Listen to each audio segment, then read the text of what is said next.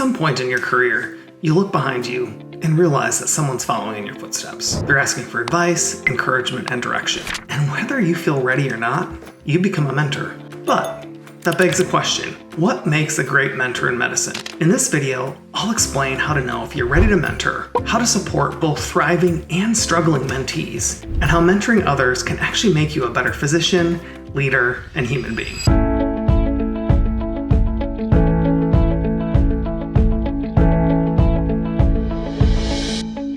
Hi, I'm Dr. Ben. I'm a pediatric cardiologist and physician coach. I've got 20 years of experience in academic medicine. I've led training programs, I'm a division director, and I've worked in coaching positions in the College of Medicine. And I created this channel to teach other physicians, students, and residents all of the things that were never taught in medicine but are expected to somehow know. So, are you ready to be a mentor? You don't need to have a formal leadership title. You don't need to be a professor, a program director, or a gray-haired attending like me.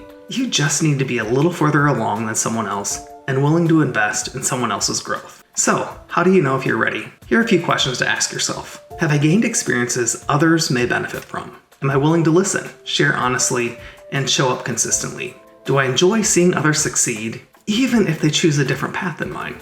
And can I help them navigate a different path? If you answered yes to those questions, then you're ready to be a mentor.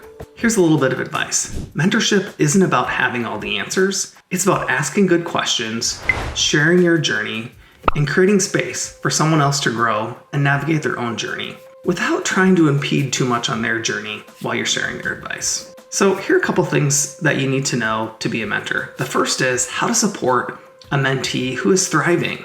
And let's be honest, most people in medicine are high achievers and they know how to thrive. But sometimes we all need a little guidance. But supporting someone who's doing well can be a little bit tricky because sometimes you're not sure what to offer.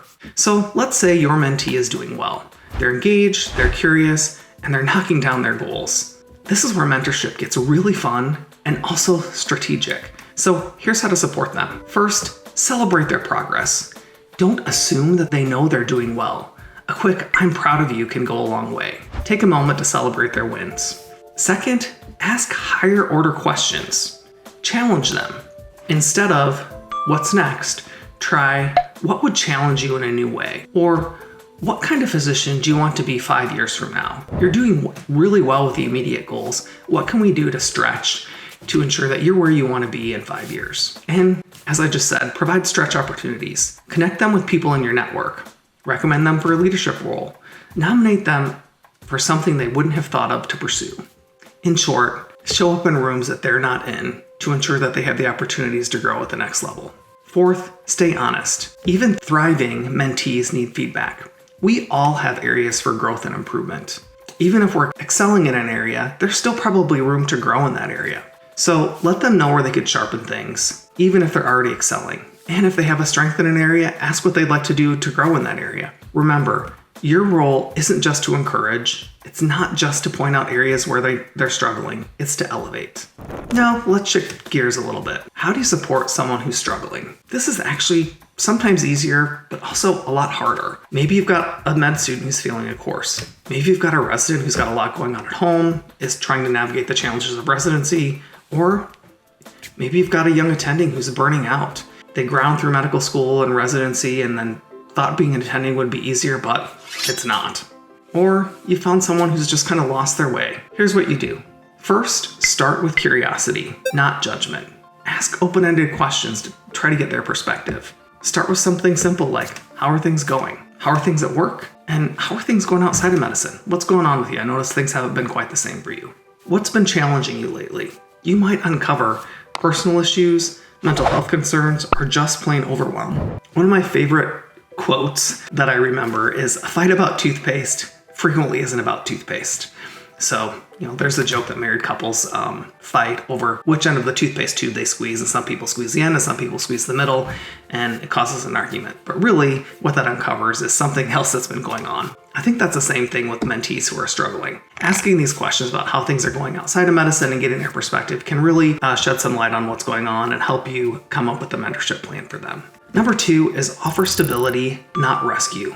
You're not their therapist. You don't have to fix things for them. But you do need to show up in a consistent and empathetic manner. And that consistency and empathy matters more than you think. So it's not about having the answers, it's just about being present and being there. Number 3, normalize the struggle.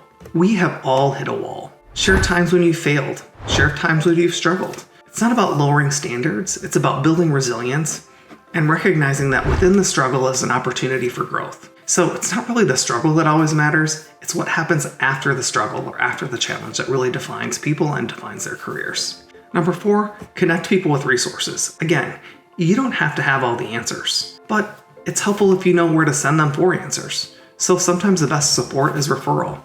Send them to student services, to employee support services, to counseling or academic support. Helping them find the right help is mentoring.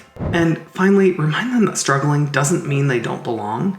It just means they're human. Whether you've got a struggling mentee or someone who's thriving, it does take time and effort. So why should you do it?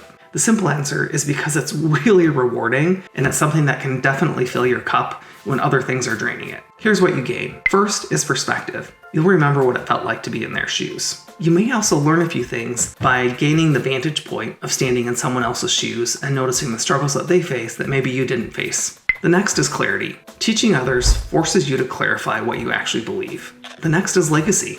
You're investing in the future of medicine, and we are what we leave behind. And one of the best investments you can make is investing in each other and other people. And although mentorship focuses on the growth of the mentee, mentors actually grow too. So being a mentor is an opportunity for growth for you. Your mentees will challenge you, inspire you, and make you better. And honestly, when someone else tells you that you made a difference in their life, there's no better feeling. You don't need to change the world. You don't need to be someone different.